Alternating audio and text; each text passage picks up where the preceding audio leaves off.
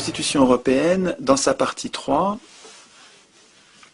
et tout ça avait été écrit par traité, évidemment, sans assemblée constituante, la Constitution européenne, dans sa partie 3, imposait une politique, la politique libérale. Ça nous avait pris l'essentiel des débats, et pourtant, à mon avis, dans la partie 1, il y avait des choses bien pires. Alors, je me propose avec vous de résumer peut-être assez rapidement pour que ce soit pas fastidieux, mais 10 points qui me paraissent absolument stratégiques, révoltants, que les citoyens devraient connaître, qui font partie des institutions européennes, qui ont été écrites sans notre accord, qui ont été écrites sans nous demander notre avis, et finalement, au moment de nous demander notre avis, quand on a dit non, elles nous ont été imposées quand même par voie parlementaire par le traité de Lisbonne. Il me semble que c'est pas un détail que les citoyens sachent dans le fatras des centaines d'articles de ces institutions, ce qui va contre leur intérêt. Alors le premier point, c'est que les institutions européennes, et ça se passe dans la partie 1, nous condamnent à un chômage de masse.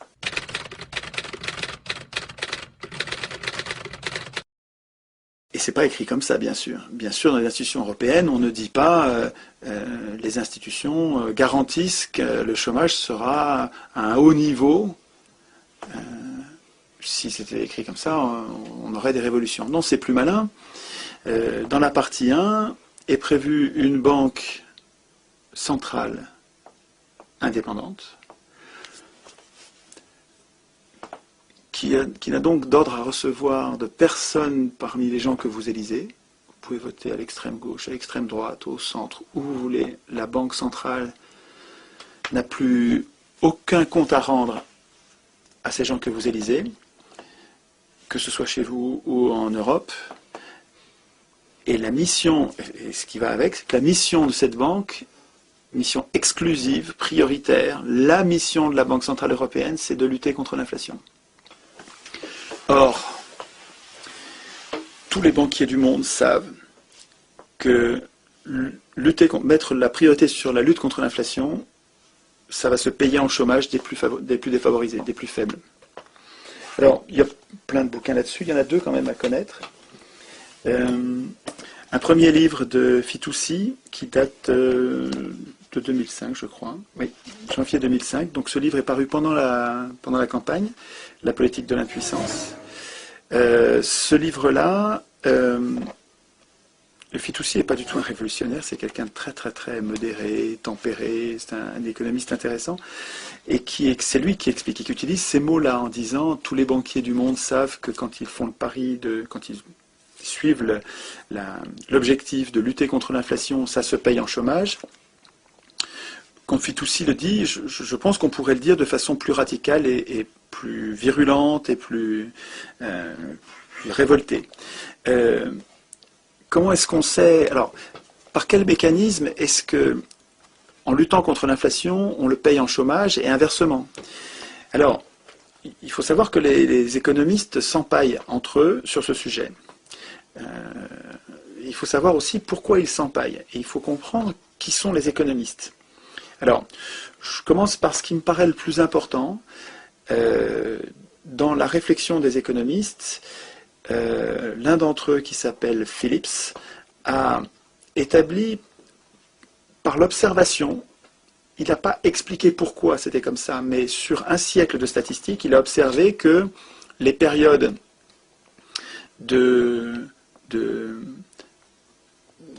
d'inflation étaient des périodes de faible chômage et inversement. En fait, Phillips, lui, l'observait sur les salaires et d'autres économistes, à sa suite, ont fait le lien entre les salaires et l'inflation et finalement, l'association de leurs travaux fait que les chiffres d'un siècle de statistiques montrent que quand vous avez beaucoup de chômage, vous avez peu d'inflation.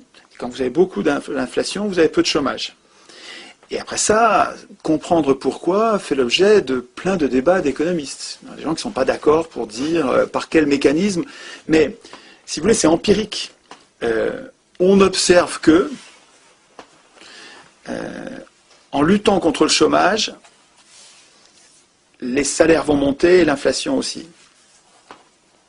Alors on peut comprendre, il y a des mécanismes assez simples, c'est que quand il y a peu de chômage, quand vous êtes sûr de trouver du boulot, si vous perdez votre boulot, vous allez en trouver un autre, vous allez être plus exigeant au moment de trouver un autre travail et de demander un salaire. Puisque vous n'êtes pas précarisé, vous n'avez pas peur pour votre emploi, vous savez que vous allez en trouver un autre, il y a de l'emploi pour tout le monde, vous allez être exigeant dans votre salaire. Et les entreprises répercutent les salaires qui sont des coûts pour elles, et les répercutent sur les prix. Donc il y a une logique en fait, assez simple et probablement robuste. C'est sûrement pas le seul rouage, mais c'est un des rouages à connaître, c'est que, inversement, un fort chômage permet aux patrons d'imposer de bas salaires. Parce que les gens ayant peur pour leur boulot ne sont pas exigeants, et ils sont plus dociles, et il y a moins de pression sur les salaires, donc il y a moins de pression sur les coûts. Donc ça permet aux patrons de continuer à faire de gros profits sans payer de hauts salaires. Alors, Friedman et une bande d'économistes, on peut dire prostitués. Je pense que, d'une façon générale, les économistes sont une pensée prostituée. C'est rude comme attaque, mais je pense que c'est tellement évident que c'est quand même c'est difficile à contester. On ne peut pas dire que tous les économistes sont prostitués. Il y a des économistes qui sont humanistes, honnêtes, résistants et pas prostitués, pas vendus aux plus riches. Enfin, en gros, les économistes sont nés pour pérenniser la domination des plus riches, c'est-à-dire pour justifier et légitimer, naturaliser, comme si c'était un fait naturel et indiscutable, parlons d'autre chose maintenant, la domination des plus riches. Ricardo était un fils de banquier, lui-même financier, et protégeait l'intérêt, avec sa théorie économique, protégeait les intérêts de sa classe. Et donc les économistes, alors parmi lesquels Friedman par exemple, contestent la corrélation qu'il y a entre la corrélation en niveau inversé qu'il y aurait entre l'inflation et le chômage, en disant pas du tout. La corrélation, il y a eu quelques années, dans les années 70, où la corrélation n'a pas été observée. Et ils ont pris cette variation dans les statistiques comme prétexte pour prétendre que la loi n'était pas bonne. Alors qu'en fait, on pourrait tout aussi bien dire que la loi est effectivement bonne dans la plupart des cas. Dans la plupart des cas, lutter contre le chômage va se payer en inflation, et laisser filer l'inflation permettra de résorber le chômage, ou on peut le dire autrement. Cette loi est en général vérifiée, et effectivement, dans les années 70, elle n'a pas été, probablement pour des raisons qui n'ont pas été bien identifiées, d'autres raisons qui ont été plus fortes pendant ces quelques années que la loi principale, mais qui valent pas, qui méritent pas de jeter aux orties le travail de Phillips. Alors, le petit livre que je vous conseille, qui est écrit par Liem Wang Ngoc, c'est vraiment difficile à mémoriser et à prononcer, mais qui est un bon économiste, un jeune homme qui fait un travail vraiment passionnant sur d'autres sujets aussi. Et là, ce livre s'appelle « Le fabuleux destin de la courbe de Phillips ». Ça, c'est un bon petit livre qui permet de rappeler le travail de Phillips, et puis ensuite la bagarre idéologique parce que c'est vachement important pour le patronat de ne pas laisser dire qu'il faut choisir entre inflation et chômage, et que finalement le choix de société sur le plan économique, c'est inflation ou chômage, parce que eux, ce qu'ils veulent, c'est du chômage. Ils savent que c'est lié, mais c'est inavouable, que l'inflation ronge leur tas d'or, alors que les travailleurs et les entreprises, les travailleurs ne sont pas gênés par l'inflation. Si vous avez une indexation, Maurice Allais, prix Nobel d'économie, défend l'idée de l'indexation générale des salaires, des loyers, des emprunts sur l'inflation, de façon à ce que personne ne soit pénalisé, de façon à ce que l'unité de mesure monétaire ne soit pas variable. Imaginez qu'un mètre changerait de taille, le mètre étalon changerait de taille sans arrêt, ce serait très compliqué pour toutes les mesures. De la même manière, une monnaie doit avoir une valeur stable pour que les acteurs aient des repères fiables. Et donc, dans un contexte d'indexation générale, si les salaires varient avec l'inflation, vous n'avez rien à craindre de l'inflation. Vous avez un bouclier qui vous protège contre l'inflation. Et si les loyers sont indexés sur l'inflation, ben les propriétaires qui louent leurs immeubles sont protégés contre l'inflation. D'ailleurs, finalement, qu'est-ce que ça pénalise l'inflation? Ben, ça pénalise ceux qui ont du cash, ceux qui ont beaucoup d'argent, notamment de la monnaie fiduciaire, en grande quantité. Alors là, cette monnaie-là, elle perd de la valeur. Elle perd beaucoup de valeur si vous avez 15%, 10%, 15% d'inflation. Là, ces gens-là, c'est un très très petit nombre de personnes. Hein. Il y a très peu de gens qui ont beaucoup de cash, quoi.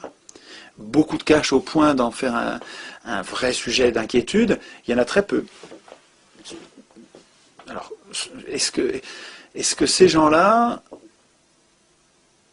est-ce que l'intérêt de ces gens-là est à privilégier par rapport à l'intérêt général? Il me semble que non. Un peu d'inflation, une indexation générale, et donc finalement, les petites gens qui sont protégés de l'inflation, si ça vous permet de lutter contre le chômage, donner du boulot à tout le monde, bah écoutez, c'est un choix de société qui quand même pourrait être au débat public, on pourrait en discuter. Bah, il se trouve que l'Union européenne, elle a tranché pour vous. Vous n'avez pas eu voix au chapitre.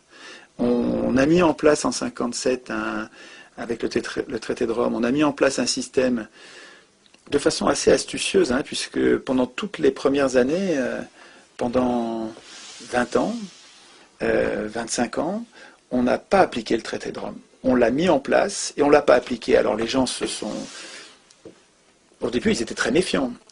Mendes France vitupérait ce traité en disant c'est pas bien du tout, on va perdre notre souveraineté, il y a beaucoup à perdre à ce traité. Et puis finalement, avec les années, comme on voyait que ça changeait rien, on était protectionniste, on était nationaliste, on avait le contrôle de notre monnaie, ce traité ne changeait rien à notre vie finalement. Il y avait un contrôle d'échange, il y avait notre monnaie, il n'y avait pas de libre-échange, hein, finalement ce traité prévoyait des choses qui n'étaient pas appliquées, on a baissé la garde, et on ne s'est pas méfié. Et puis dans les années 80, sans rien dire à personne, ils ont activé le traité de Rome, ils ont commencé à l'appliquer. Ils ont commencé à appliquer le libre-échange, à libéraliser les capitaux, les mouvements de capitaux, à permettre le libre établissement de n'importe quelle entreprise dans n'importe quel État. Donc ils ont commencé à permettre la mise en place de la concurrence de tous contre tous. Et nous, on était endormis, on avait relâché notre vigilance. Et à chaque fois qu'il y avait des militants valeureux qui protestaient, on leur envoyait dans les dents, mais attendez, vous protestez contre quelque chose qui est écrit depuis 57. C'est très astucieux, quand même, très astucieux. Mettre en place le système par petits pas, progressif, les gens voient rien, ou ils voient, mais bon, c'est pas suffisamment grave pour se soulever. Et puis au bout du compte, vous avez une machine épouvantable qui s'est mise en place, et qui s'est mise en place au plus haut niveau du droit, au niveau constitutionnel, et au niveau même international, au niveau de traités qui ne sont révisables qu'à l'unanimité. Et plus on est nombreux, plus l'unanimité devient un verrou, l'impossibilité complète de changer quoi que ce soit. Mais on y est là. Là, on est à 27. L'unanimité à 27, on n'arrivera plus rien à changer à ces traités. Et donc, pour reprendre le fil de ce que je disais, le premier point haïssable, vraiment haïssable, un sujet de révolte, un sujet de révolution, est l'institutionnalisation du chômage, l'obligation constitutionnelle, la condamnation au chômage de masse. Je trouve ça quand même gravissime. C'est-à-dire que la politique monétaire est capable d'influer sur le rapport inflation-chômage, avec le jeu sur les taux d'intérêt et sur la production de monnaie. Le choix qui a été fait par les oligarques, c'est le chômage de masse et l'inflation minimum. Ce qui va ensemble. Ils ne vous ont pas dit chômage de masse, ils vous ont dit inflation minimum en vous disant que c'est pour protéger les plus faibles. Bullshit. c'est pas pour protéger les plus faibles, c'est pour protéger les plus riches.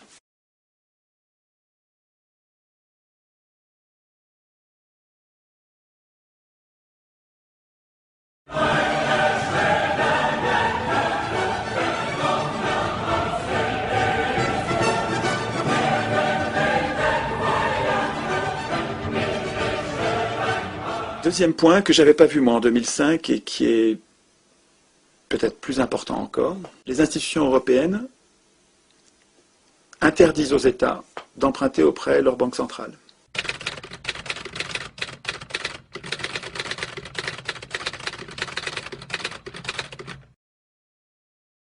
Alors, pour un humain normal, ça n'a pas de sens. Ça ne veut rien dire. Ouais, les États ne peuvent pas emprunter auprès de leur banque centrale. Bon, ouais, et alors?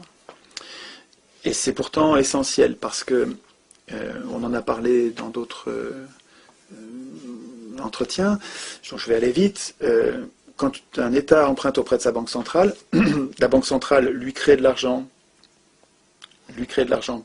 pour lui, et note que l'État lui doit, et au fur et à mesure que l'État rembourse cet argent ensuite avec les impôts ou avec les recettes de cet investissement, la monnaie est détruite au fur et à mesure, sur le même modèle que le crédit habituel et le mécanisme de la monnaie-dette. Mais la différence avec le système qui nous est imposé aujourd'hui, c'est que quand un État emprunte auprès de sa banque centrale, quand il rembourse sans intérêt. Ou il remboursera plus tard, donc il peut avoir... Donc ça, il a de la marge, il a beaucoup de marge, et puis c'est pas coûteux. C'est plus du tout comme ça que ça marche. Aujourd'hui, ça, c'est absolument interdit. Quand un État a besoin d'argent pour financer un investissement public, il doit emprunter auprès des marchés financiers. Il ne peut plus emprunter auprès de sa banque centrale. Et donc quand il emprunte auprès des marchés financiers, il paye un intérêt. Et cet intérêt devient progressivement insupportable, et ça devient un outil d'oppression. Un outil d'oppression des États par les riches, par les marchés financiers. Les marchés financiers, c'est ceux qui ont de l'argent. C'est les riches. Et en gros, les plus riches parmi les humains, ce sont les commerçants, et les plus riches parmi les commerçants, ce sont les multinationales, et les plus riches des plus riches, ce sont les banques. C'est les gros commerçants qui avaient beaucoup d'argent en plus, qui étaient incapables de dépenser, qui sont devenus les banques, historiquement, 1500, 1600, 17e siècle, 16e siècle, 17e siècle, sont devenus les banques, et finalement, aujourd'hui, les plus riches, ce sont les banques. Et finalement, les marchés financiers, pas pour l'intégralité, mais pour le plus gros, ce sont les multinationales et les banques.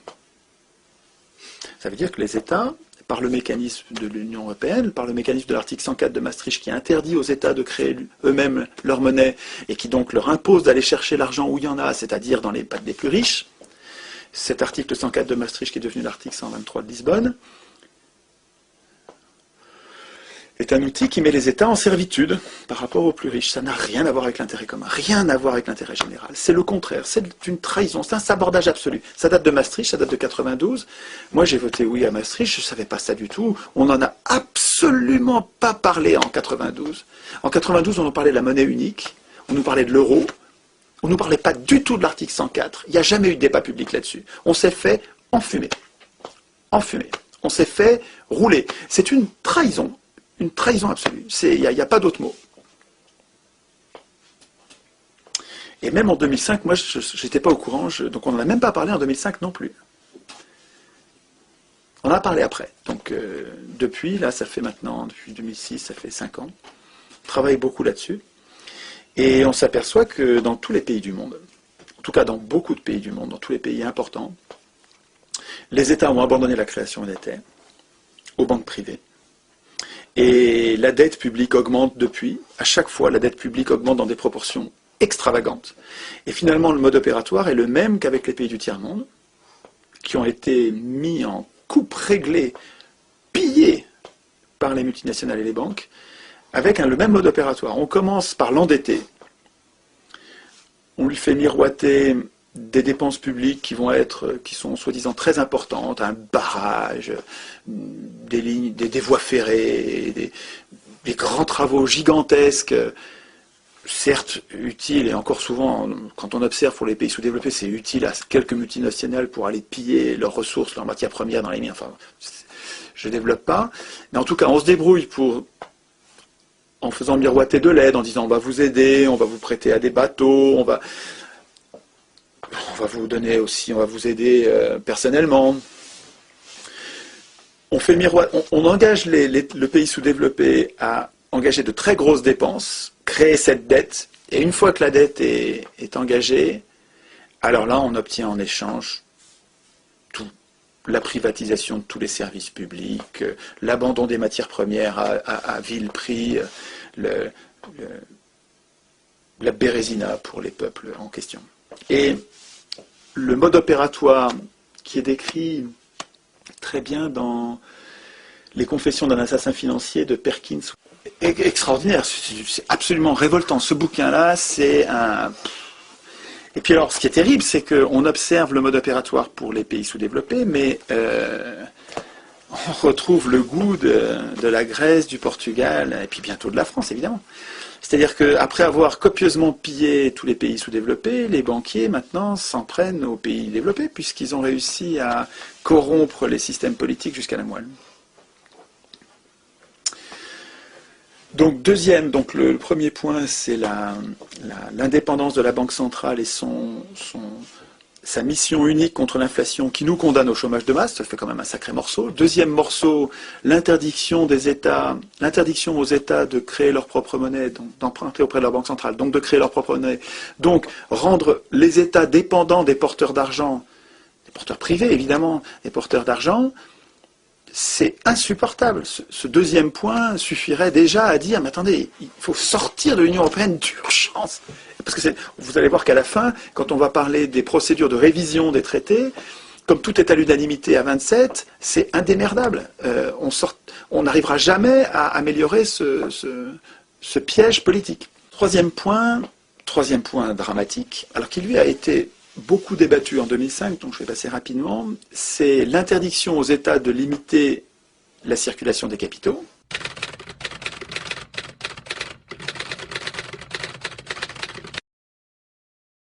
Je répète, interdiction aux États de limiter la circulation des capitaux. Ça veut dire que un État qui déciderait de ne pas laisser faire n'importe quoi en matière de capitaux serait, par ces traités félons, dans l'illégalité. Et puis, ce qui va avec, donc je le mets dans le même point, mais ce sont des dispositions différentes, mais elles vont ensemble, elles sont faites pour faire un effet de tenaille, un effet d'étranglement, liberté d'établissement. C'est-à-dire que non seulement les capitaux peuvent circuler, mais les entreprises aussi peuvent s'implanter librement dans les différents États. Ces deux dispositions, en fait, sont là encore un outil d'impuissance des États par rapport aux puissances privées, par rapport aux entreprises privées, notamment les plus grosses. Priver ainsi les États de leur possibilité de régulation et de police des capitaux, c'est totalement antidémocratique. C'est véritablement, quand on se demande comment des représentants qui nous représentent, qui devraient normalement représenter l'intérêt général, on se demande comment ils ont pu penser, élaborer, imposer des normes et des règles qui sont aussi contraires à l'intérêt général. Et en fait, on comprend mieux quand on essaye de voir qui voulait ce projet, qui a financé ce projet, qui soutient mordicus ce projet, qui a intérêt à ce projet. Et c'est édifiant quand on comprend que l'Union européenne a été voulue, financée, a été défendue par les mêmes qui ont financé Hitler et Mussolini. Les mêmes, pour les mêmes raisons, pour avoir des bas salaires, pour venir à bout des républiques, à bout de ce qu'on appelle la démocratie, qui à mon avis n'est pas une démocratie. On a fait d'autres réunions là-dessus. On ne vit pas en démocratie, on vit en oligarchie. Mais ce qu'on appelle les démocraties, c'est quand même des oligarchies tempérées par un semblant de parlementarisme qui limite un peu les dégâts quand même. Mais même ça, pour les grands patrons, c'est trop. Et ils veulent la peau de la Révolution française et de ses enfants, de ses successeurs. Ils appelaient la République la gueuse dans l'entre-deux-guerres. Et Hitler et Mussolini, donc le fascisme à la papa, servait à, parce qu'aujourd'hui c'est un nouveau fascisme, bien plus malin, quoi, servait à venir à bout ils appelaient ça de la gueuse, venir à bout des républiques. Annie Lacroix-Riz explique bien ça, on trouve dans les archives, des milliers d'archives, que l'obsession des banquiers et des industriels, c'est nos salaires. Parce que ça se comprend, leurs grands profits dépendent de nos bas salaires. Donc c'est juste égoïste, c'est juste totalement cynique. Ce qui les intéresse, c'est qu'on ait juste le salaire qu'il faut pour qu'on ne fasse pas la révolution, qu'on ne les égorge pas. Voilà. S'ils s'aperçoivent qu'on est en train de descendre dans la rue comme au Front Populaire, descendre dans la rue par millions et qu'on va les égorger, hop, il lâche du mou, il lâche, de toute façon... Voilà, ils donnent juste ce qu'il faut pour... Donc ça n'a rien à voir avec la justice. Bon, en tout cas, ce sont les mêmes qui ont financé donc les multinationales. Hitler a été financé par Ford, il a été financé par IG Farben, le cartel de la chimie allemand, il a été financé par les banques centrales européennes, il a été financé par les banques, évidemment. Il faut comprendre qu'Hitler n'aurait pas existé, enfin serait resté un groupuscule ridicule, des fous furieux, sans argent, il serait resté marginaux, on ne connaîtrait même pas leur existence. Il faut comprendre que Hitler et Mussolini et Staline, Lénine, c'est pareil pour les bolcheviks, n'auraient pas existé sans le financement de Wall Street. Il faut comprendre ça. C'est-à-dire qu'en fait, le fascisme, c'est pas Hitler. Le fascisme, c'est qui a financé Hitler. Il me semble, moi, tout le monde se traite de fasciste, c'est un mot qui est galvaudé, on en vient à se demander ce que c'est le fascisme. Là où j'en suis de ma réflexion, je dirais que le fascisme, c'est la prise de contrôle de l'État par les plus riches, c'est une toute petite poignée de personnes qui prennent le contrôle de l'État pour pérenniser leurs privilèges et se servir de la force publique, parce que l'État a le monopole de la force publique, se servir de la force publique pour défendre leurs seuls intérêts, ou prioritairement. Et après ça, il y a différentes manières de mettre en place ce règne des privilégiés, qu'on peut appeler fascisme, on peut l'appeler autrement. Alors je sais bien que fasciste, c'est un mot qui historiquement veut dire autre chose, mais enfin, il faut que les mots soient utiles quand même. Si on les ramène constamment à leur stricte définition historique, on n'arrive pas à s'en servir parce qu'on va nous répéter que le fascisme c'était les faisceaux, que c'était donc historiquement un truc qui n'existe plus. Ouais, ok. N'empêche que les dictatures du milieu du XXe siècle ont été financées par les riches du moment, les ultra-riches du moment. Et ce sont ces mêmes ultra-riches de notre moment en ce moment, et puis de toute la période qui nous a séparés, ce sont les mêmes, ou leurs enfants, qui financent l'Union européenne. C'est plus malin, le fascisme à la papa, on le vivra plus. Je pense qu'on n'aura plus... ils n'ont plus besoin de régime militaire, avec une police militaire. C'est plus nécessaire, ils ont trouvé quelque chose de bien plus malin. L'élection, c'est fabuleux pour les riches. C'est génial. Et puis, je veux dire, le simple fait que l'élection, que le suffrage universel soit défendu, d'abord a été institué par Napoléon III en France, Bismarck en Allemagne, ça devrait nous mettre la puce à l'oreille. Le fait que, ça devrait nous inciter à la défiance. Le fait que le suffrage universel soit défendu par tous les MEDEF du monde, par toutes les multinationales du monde, qui soutiennent le suffrage universel. Ça devrait nous mettre la puce à l'oreille. Et le fait que depuis 200 ans de pratique de l'élection, les riches ont toujours gouverné. Le suffrage universel ne tient pas ses promesses. Les pauvres n'ont jamais gouverné avec le suffrage universel. Alors qu'avec le tirage au sort, c'est le contraire. 200 ans de pratique à Athènes montrent que pendant 200 ans de tirage au sort, les riches n'ont jamais gouverné, alors que les pauvres toujours. Donc, avec le suffrage universel, les multinationales, et notamment les multinationales de la finance, ont un moyen de nous faire voter nous-mêmes pour nos propres bourreaux, via l'Union européenne, un moyen qui est bien plus malin, contre lequel il est bien plus difficile de résister que le fascisme à la papa. Donc pour le distinguer, on peut peut-être parler de fascisme financier. Sur l'OTAN, il y a des dispositions graves qui, en fait, empêchent l'Union européenne de penser une défense qui soit autonome par rapport à l'OTAN.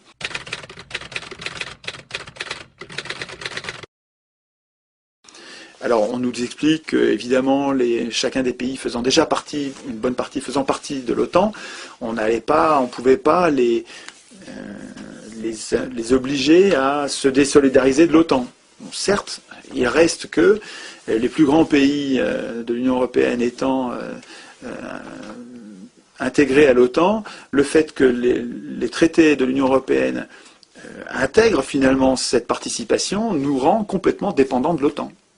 Et il y a des mécanismes d'intervention, donc de guerre obligée, et même nucléaire, dans les traités qui sont absolument révoltants. C'est-à-dire que si on appliquait ces mécanismes dans les situations qui sont prévues, on serait obligé d'envoyer un feu nucléaire préemptif, agressif, pas défensif. Je ne développe pas, mais sur ce sujet-là, il pourrait y avoir un débat, il n'y en a pas eu. Les institutions européennes mettent entre les mains des ministres et des présidents, qui sont des exécutifs dans les pays d'où ils viennent, mettent dans leurs mains le pouvoir législatif.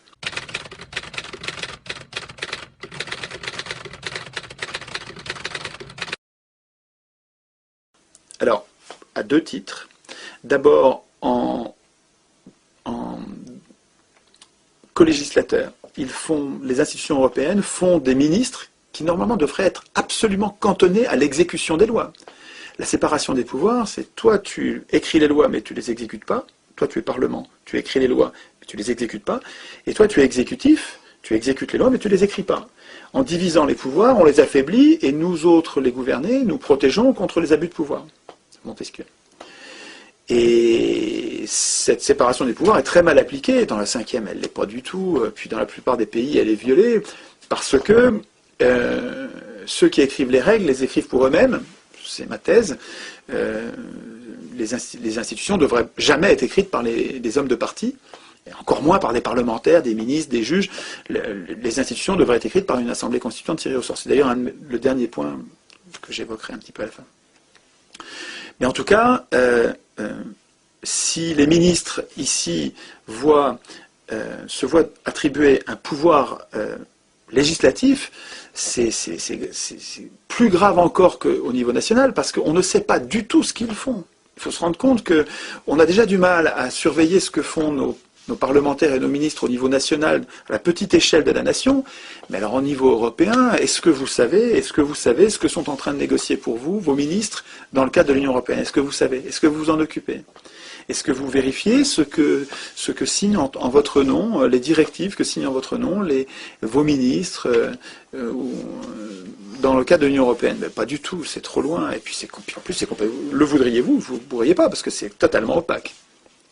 Alors, à deux titres, les ministres sont co-législateurs, sont législateurs. D'abord, ils sont co-législateurs avec le Parlement. Donc le Parlement est complètement, en fait, infantilisé. Le Parlement ne peut écrire aucune loi tout seul. Il est accompagné des ministres qui doivent être d'accord pour que ça passe. En plus, le Parlement n'a pas l'initiative des lois. C'est complètement extravagant, c'est la Commission. Alors il y a des arguments bidons pour justifier que la Commission soit ainsi... La Commission n'est pas élue, hein, donc la Commission c'est des technocrates. C'est profondément oligarchique. Donc là, déjà, les ministres sont co-législateurs, mais en plus, il y a deux techniques de production de normes obligatoires de portée générale et illimitée dans le temps, donc c'est extrêmement dangereux pour nous. Hein. Une constitution, ça sert à éviter que de tels outils juridiques ne soient hors contrôle. Or là, ils le sont totalement. Donc, autre technique de production de normes obligatoires, les actes non législatifs et les procédures législatives spéciales. c'est des noms qui suggèrent rien. Je dis, qu'est-ce que c'est que ce truc-là? Ben, je vous dis, en français, c'est des lois sans parlement. Des lois sans parlement. Et sur quel sujet? Oh, des bricoles. Des bricoles. Le marché intérieur. Une bonne partie de la fiscalité. La concurrence.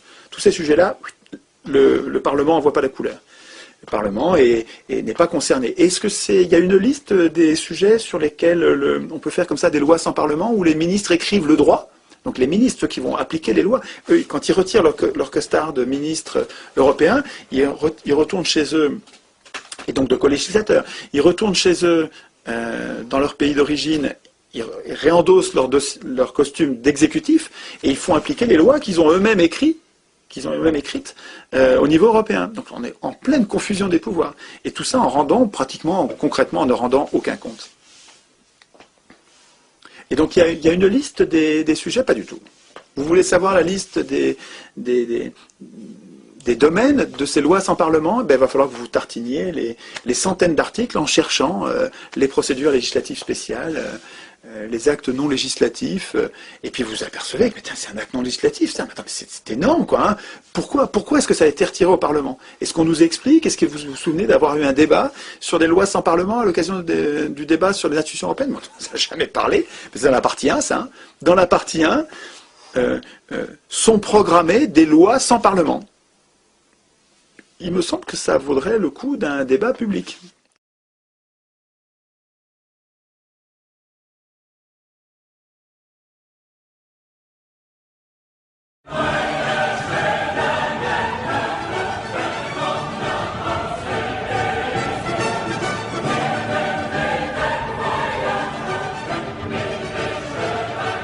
Point 6, c'est les juges.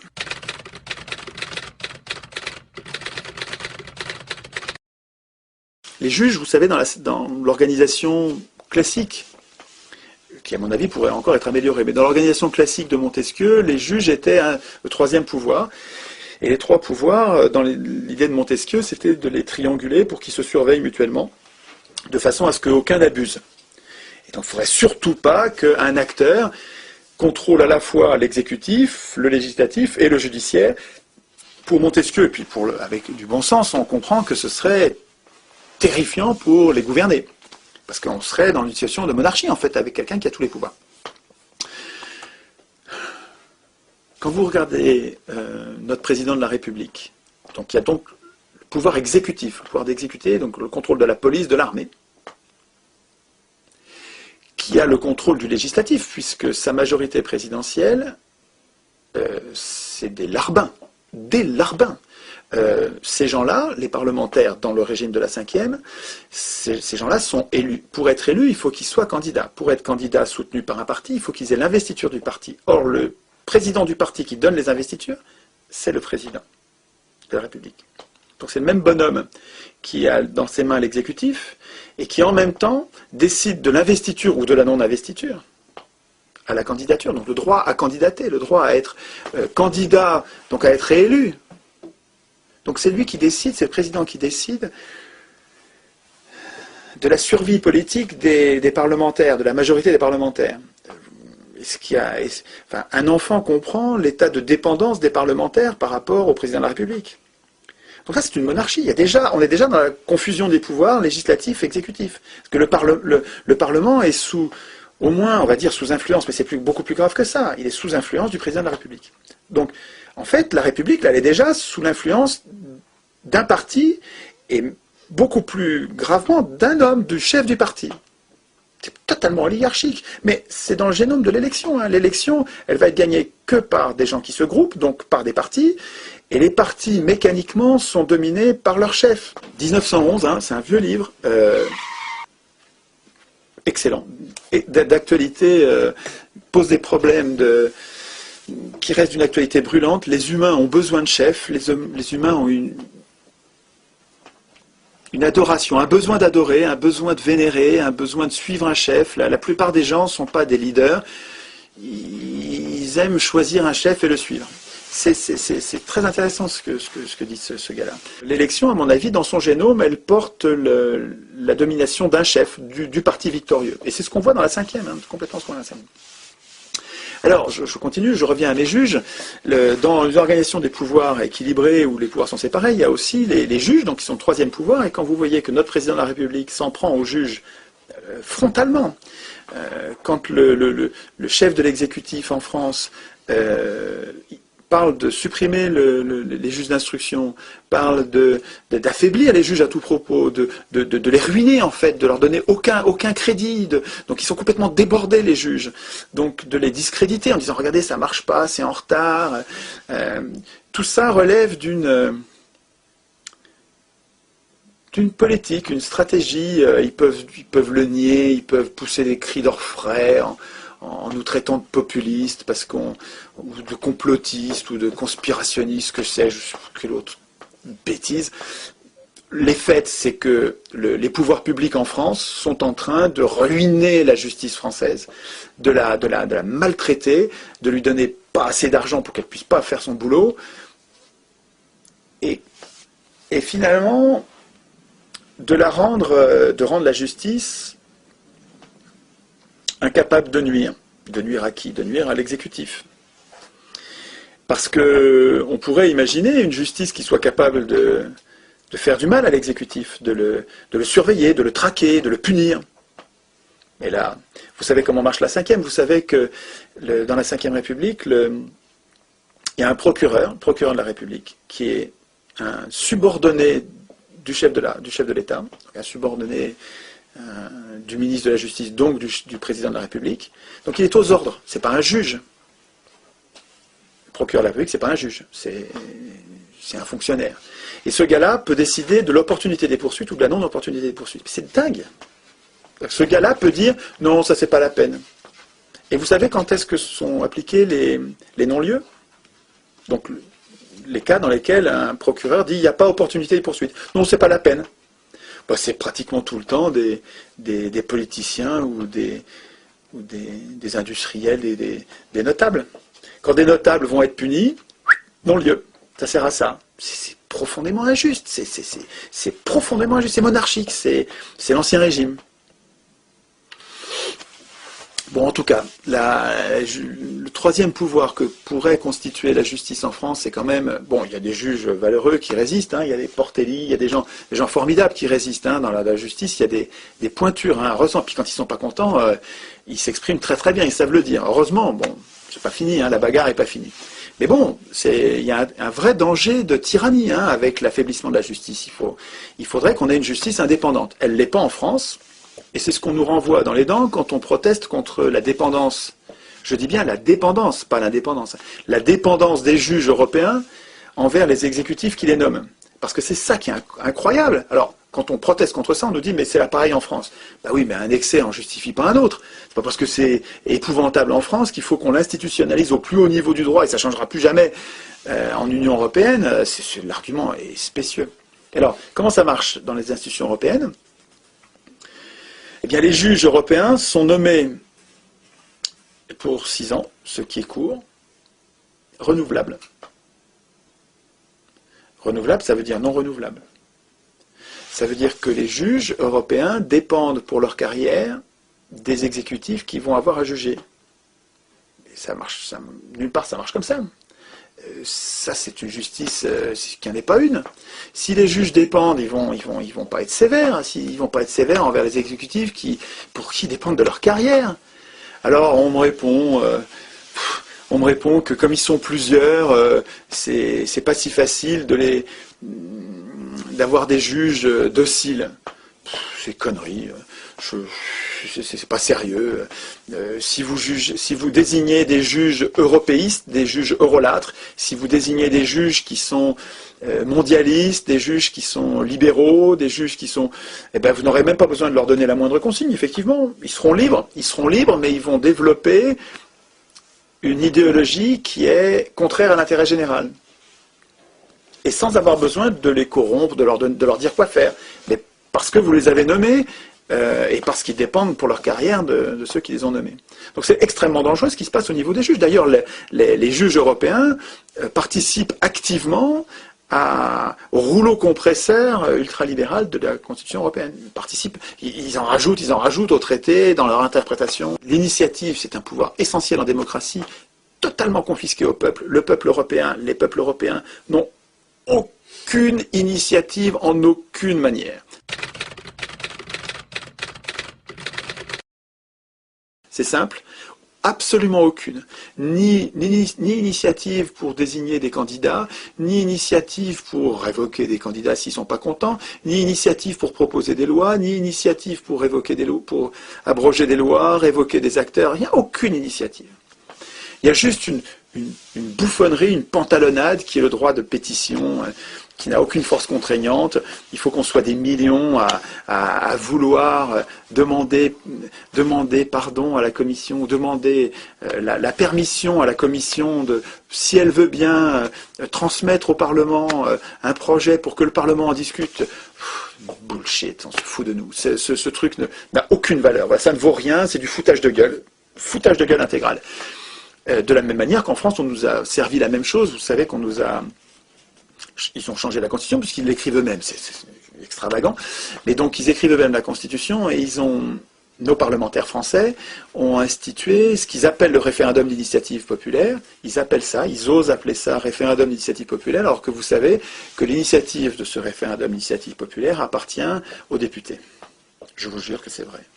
Le référendum d'initiative populaire, il s'appelle comme ça dans la Constitution française, est d'initiative parlementaire. Alors, initiative parlementaire, ensuite appuyée par 10% du corps électoral qui viennent soutenir le parti qui a... Et ils appellent ça d'initiative populaire, citoyenne. C'est du foutage de gueule. En plus, ce référendum d'initiative populaire, soi-disant, qu'il y a dans les constitutions françaises, n'oblige nullement à un référendum. Si le gouvernement ne s'en saisit pas, si le Parlement, ne s'en saisit pas, il y aura un référendum. Mais il suffit que le Parlement s'en saisisse pour le mettre à la poubelle, il n'y a pas d'obligation de faire un référendum. Donc c'est vraiment du foutage de gueule. C'est à vomir. Et puis il n'y a pas un journaliste pour le relever. Hein. Là, je ne parle plus d'institutions européennes. Mais c'est pareil pour les institutions européennes, parce que c'est du même foutage de gueule. C'est de la même escroquerie absolue. Mais ce qui est incroyable, c'est la complicité des journalistes, parce que ces gens-là qui devraient être les journalistes, qui devraient être les sentinelles du peuple. C'est comme ça qu'on les appelait pendant la Révolution. Des gens qui devraient nous alerter, des gens qui devraient être des whistleblowers, des siffleurs souffleurs de sifflets, là, comme ça que les appellent les Américains, des donneurs d'alerte. Ces gens-là sont des chiens de garde de l'Empire, du système. Les journalistes qui nous parlent de l'arnaque absolue du référendum d'initiative populaire, comme Pujadas, comment il s'appelle, il parle du réferdum d'initiative populaire avec une espèce comme de fierté d'avoir un État démocratique. C'est ridicule.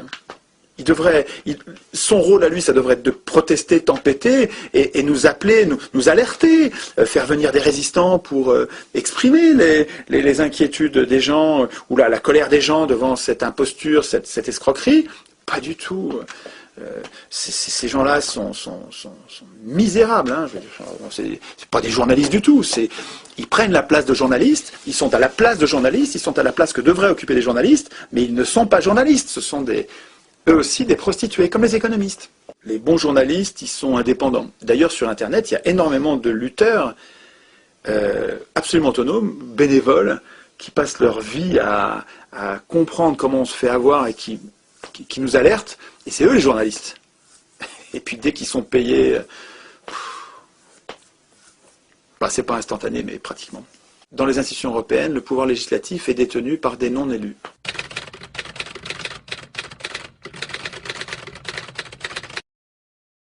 Et nos élus n'ont pas de pouvoir, et ceux qui ont du pouvoir, ce sont des non-élus.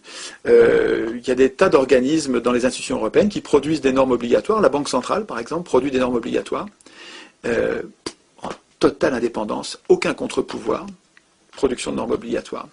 Les conseils, la conférence intergouvernementale, enfin il y a plusieurs organes, et puis bien sûr le Conseil des ministres, qui produisent des normes exactement comme des lois. C'est des lois, vraiment c'est de l'escroquerie de dire que c'est pas des lois, et sans Parlement. L'avant-dernier point est celui de la résistance aux abus de pouvoir.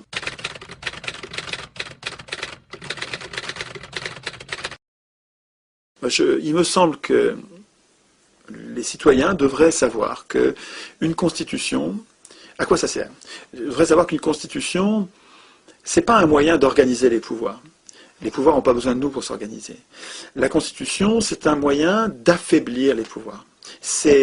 Les pouvoirs sont dangereux, les humains le savent depuis des milliers d'années. Il est question de chercher comment protéger le plus grand nombre des humains contre les abus de pouvoir. Voilà à quoi sert une constitution.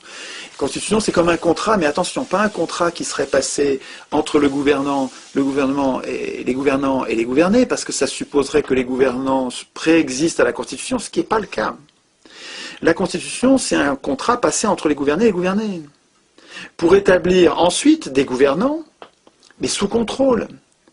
Il est donc essentiel que, et c'est mon dernier point, que ceux qui écrivent la Constitution soient désintéressés, ne soient pas ceux qui vont être affaiblis par la Constitution, sinon ils vont tricher. Si vous laissez les parlementaires écrire la Constitution, ils ne vont pas prévoir de vrais contrôles, ils ne vont pas prévoir de vraies sanctions, ils vont prévoir des contrôles factices.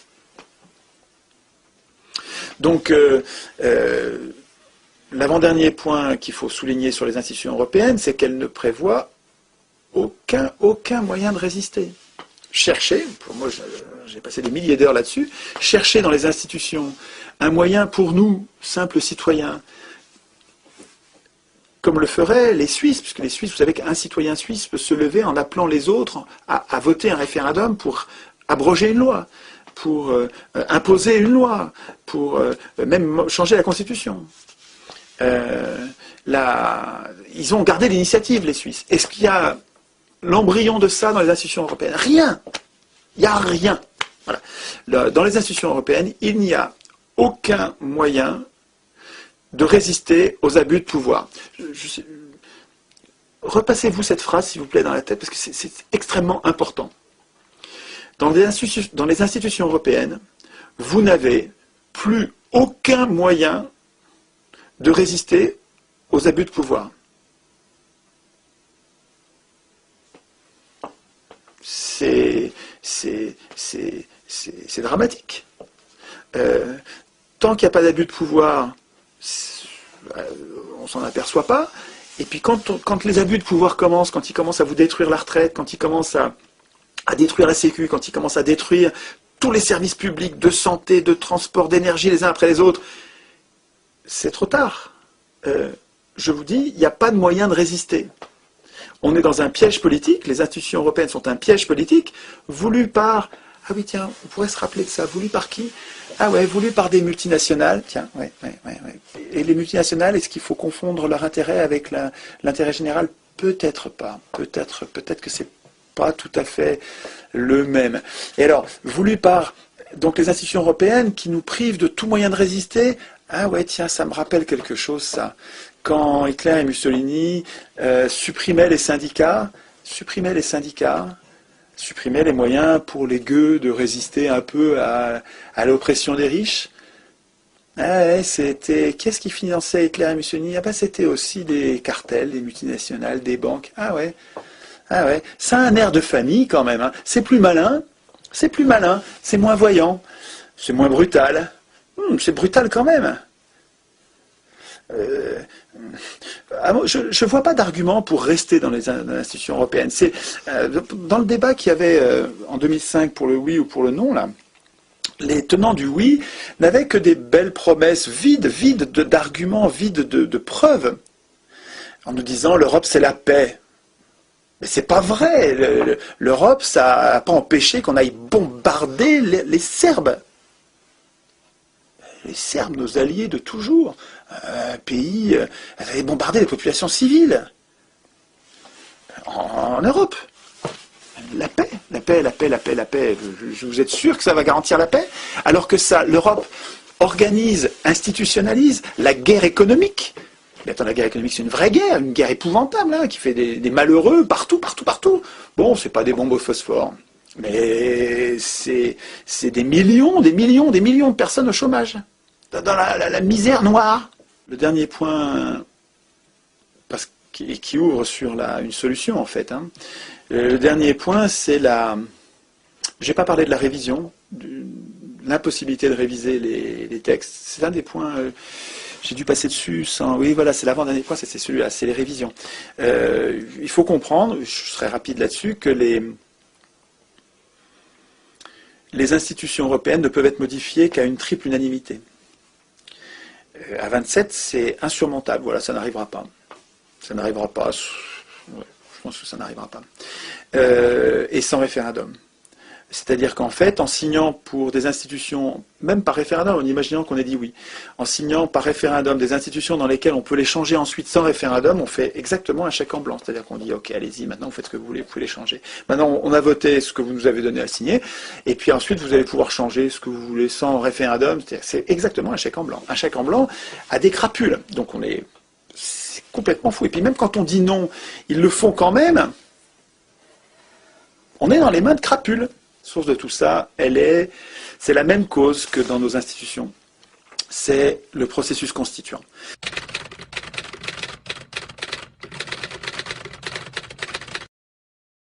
C'est-à-dire que c'est l'origine. Moi, je remonte à la racine, je cherche la cause des causes. Et la cause des causes sur le traité de l'Union européenne, c'est qui a écrit ces maudites règles.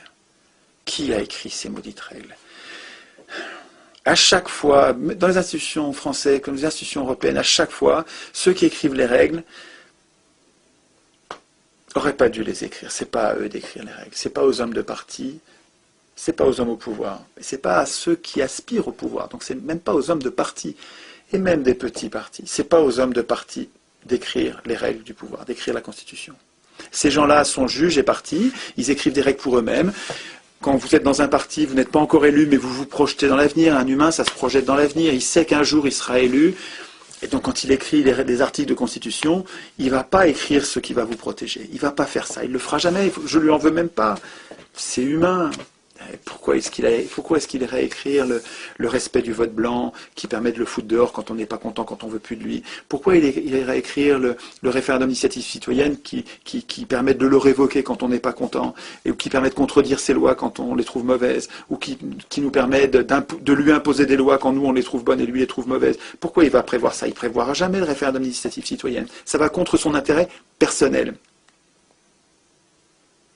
Qu'est-ce qui compte? Son intérêt personnel ou l'intérêt général? C'est pas à lui d'écrire la Constitution. Jamais un parlementaire n'ira écrire les mandats courts et non renouvelables, la rotation des charges. Jamais un parlementaire n'ira prévoir dans la Constitution qu'il y ait une chambre tirée au sort pour qu'elle nous ressemble. Une chambre d'un millier de personnes dont le mandat serait très court, tout le temps renouvelable, et qui, parce qu'elle est nombreuse et tirée au sort, nous ressemblerait. Il y aurait des pauvres, des riches, à proportion à peu près égale à ce qu'il y a dans la population. Il y aurait des blancs, des noirs, des femmes. Il y aurait des femmes, plein de femmes. Il y en aurait, au tirage au sort, il y en aurait la moitié. Il y aurait des gens qui nous ressemblent. Il y aurait des tas de salariés, d'employés, comme la majorité des gens, dans une assemblée tirée au sort.